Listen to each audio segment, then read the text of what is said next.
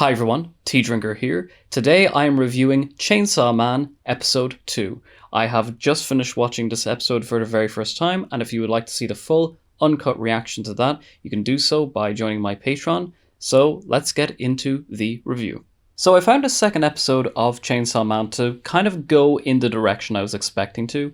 With regards to the first episode, I said that for an overall seasonal arc, I kind of guessed that episode 1 wouldn't be the real central conflict, like, end of the initial act. Just knowing that there was going to be 12 episodes for the entire season, I was assuming that that would really only happen in the second or third episode. And from watching the second episode right now, I believe that to be the case, given that we have now been introduced to the character of Pawa, who is a fiend, but a fiend who is seemingly retaining enough of her humanity to also be able to work with the rest of the team on the Bureau.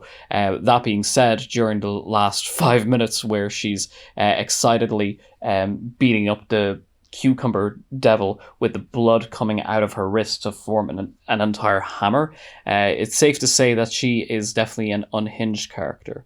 I think that for the purpose of this episode, which if you haven't seen and need a quick recap, it's as simple as Denji is working with Hayakawa. He's getting introduced to this lifestyle of taking down the fiends on behalf of the Bureau. And towards the end, he is partnered up with Pawa as part of the anti-devil experimentational unit. Whilst at the same time he himself resolves an inner conflict of wondering, what am I fighting for? And it turns out his desires are one of the carnal variety and not of the ethical variety. He is only 16, so we can forgive him to a particular point. Nonetheless, the plot for this episode is pretty straightforward, and I'd imagine it would kind of have to be, given that there was still quite a lot set up in the initial episode. Episode 2, I theorize, as being a continuation of the setup, in that you could probably watch the two of them as a two-parter and it would feel cohesive in that kind of sense. And I think that that is what happened here. I think that what we're getting in this episode is the setup for his new dynamic with Pawa, and for all the people that he could be paired with. I think it was a very clever design, a feature for the writers, to make sure that it wasn't just a straight person like Hayakawa. I think that using Hayakawa for the first half of the episode was smart in that regard, in that, you're getting the very conventional bits of dialogue of, you're not ready for this, I can tell you're not ready for this, you're the fish out of water, you're the new guy, you've no idea what you're up against, you're powerless, all the kind of things, all the tropes that we would assume would happen occurred in the alleyway fight between the two of them. And I think that the show did a good job of not only showing was Denji willing to fight for his ability to be empowered for his own goals, but it also showed the exact lengths he goes through. It shows in this episode that he isn't afraid to fight dirty in order to fit in with the team, and again to kind of maintain his own sense of independence and autonomy. I think that so far the show is definitely doing a good job of being able to blend the dark humor with the very more serious subject matters of personal autonomy in this world of, given the fact that, when you have an anime or any television show in which it's about a person with particular powers, particularly one in which he transforms into this other creature, the conversation about identity is always going to be paramount to that type of story. It's always going to be in the foreground of characterization in the writing. And with a show like this, it appears that not only have the writers worked out, both in their own heads and with their explication for the audience, the exact type of person that Denji is, they take it one step further in making it ridiculous. And the fact that his central motivation that he comes to, it's not to avenge his father or to rid the world of evil, it's just to fondle some breasts. That's pretty much his whole thing, and they deliver that in a very humorous way. In the scene where he dismantles the fiend and Hayakawa berates him by saying, you gain nothing by showing sympathy for these people. My whole family was killed by these fiend, and Denji gives him an answer. essentially saying, I don't want to end up like you. But of course, in actual fact, it's just because he didn't want the porno mags to be covered in blood. I think there's kind of a sense of nihilism throughout the show so far that, again, doesn't come across as edgelordy or doesn't come across as force. It doesn't seem like it's nihilism for the sake of showing you how dark these characters are, man. It's actually just doing it because it is just genuinely a nihilist show. Whether or not that's going to appeal to particular people will obviously be different, but I think that, to me, it comes across in a way similar to what I said in my review of the very first episode. It comes across in a way that doesn't appear as just being there for the sake of it. It seems very organic to the story that they're trying to tell here. In general, I think that the action sequences were done very well. They were brief, but I think they were also as long as they needed to be. I think that in the first half of the episode, seeing everything that was happening between Denji and Makima with regards to how he is willing to be a dog for her if it means not only being able to get close to her, but also for him to just literally survive. It's very, very perverse. And I think, again, that's what makes the show stand out as strong as it can, and that Denji is framed on a surface level by the characters within this show as being someone who's demented or disgusting or depraved. But of course, all these characters are depraved to particular degrees. For Hayakawa to be throwing the cigarette on him and spitting, like, you can't tell me that that's just being protective or trying to be dismissive. There's malice there, or at the very least there's disrespect there. It's something unbecoming of a person in his position. Makima, for I don't really need to elaborate on Makima. She wants Denji to be her dog. I don't need to elaborate there.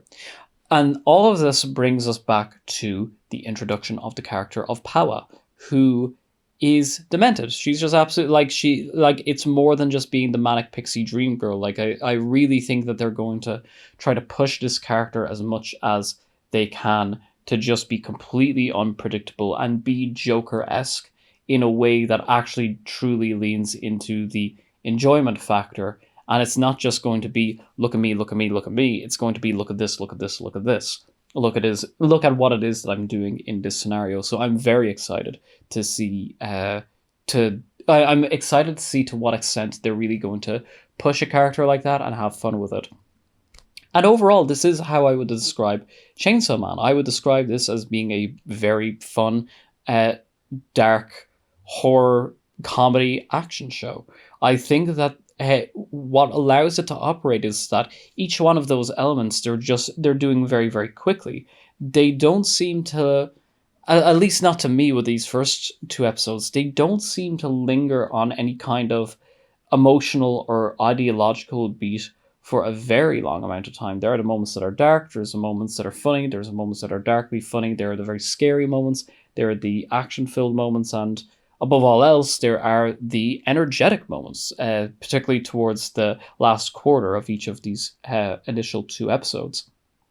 The show thus far seems to be very clear in the mood it wants to create, with the sense of realism it wants to adhere to, with the emotions they want to get across, as well as the character dynamics. So that is a very strong foundation that they have set up with these initial two episodes. Now what's going to be interesting to see is not only how they deliver on this, are they able to maintain that same standard for the succeeding 10 episodes, but more importantly, where are they actually going with the plot of this? What exactly are we going to see? Is it just going to be very conventional for the genre? Is it going to be looking into the depravity of the unit itself? Is Denji going to have this enormous character change? Is there going to be this surrounding mystery that's going to be unveiled?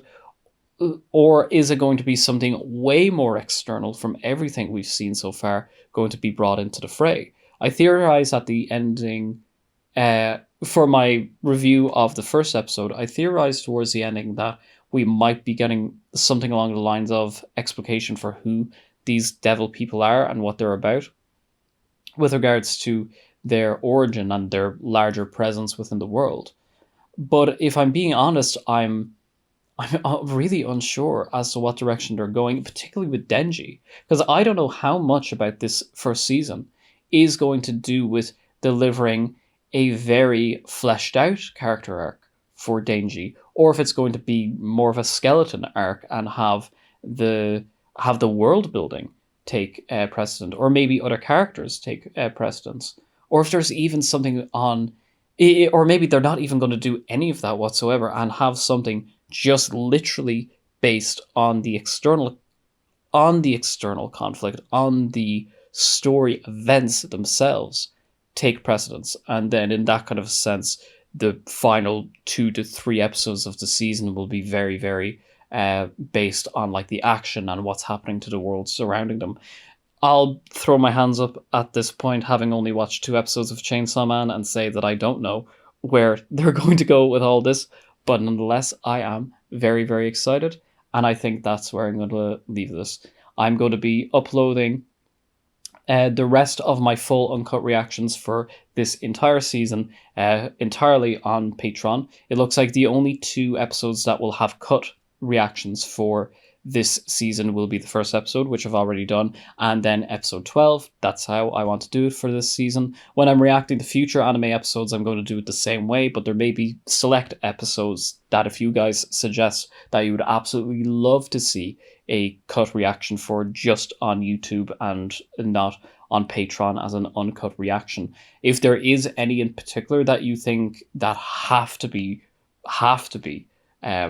YouTube edited reactions, then of course I'll look into that. But for now, for Chainsaw Man, it's just going to be episode 1 and episode 12 that will end up on Patreon, or pardon me, end up on YouTube as cut reactions. But as I said, all the full uncut reactions will be on Patreon alongside everything else that I've reacted to so far. And yeah, that is pretty much it. Chainsaw Man, having a great time so far, only 2 episodes deep. I'm very interested in these characters and interested what is going to happen next. So that's pretty much it. Arigatou gozaimasu. Thanks for watching.